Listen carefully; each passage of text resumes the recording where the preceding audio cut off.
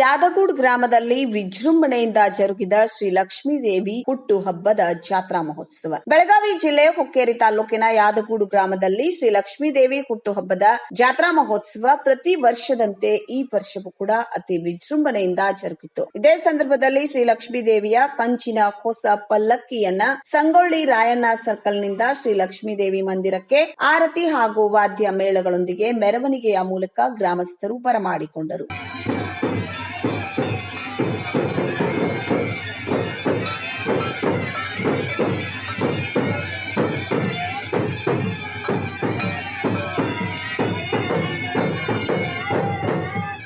ತದನಂತರ ಮುತ್ತೈದೆಯರಿಗೆ ಉಡಿ ತುಂಬುವ ಕಾರ್ಯಕ್ರಮ ಜರುಗಿತು. ಶ್ರೀ ಲಕ್ಷ್ಮೀದೇವಿಗೆ ರುದ್ರಾಭಿಷೇಕ ಕಾರ್ಯಕ್ರಮ ಹಾಗೂ ತೊಟ್ಟಿಲು ತೂಗುವ ಕಾರ್ಯಕ್ರಮ ಗ್ರಾಮದ ಮಹಿಳೆಯರಿಂದ ಜರುಗಿತು.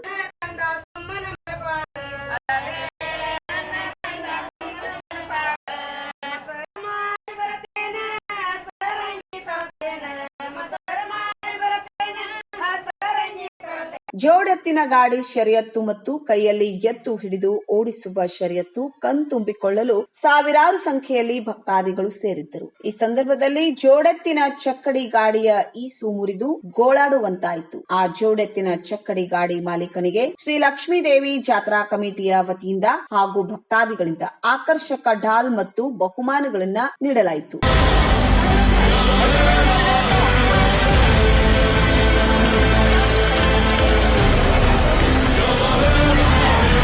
ರಾತ್ರಿ ಭಜನಾ ಕಾರ್ಯಕ್ರಮ, ಡೊಳ್ಳಿನ ಪದಗಳು ಸೇರಿದಂತೆ ಶಾಯರ್ ಗಾನ ಕಾರ್ಯಕ್ರಮ ಅದ್ದೂರಿಯಾಗಿ ಜರುಗಿತು. ಅಶೋಕ್ ಖೋತ್, ಸತ್ಯಂ ನ್ಯೂಸ್, ಹುಕ್ಕೇರಿ.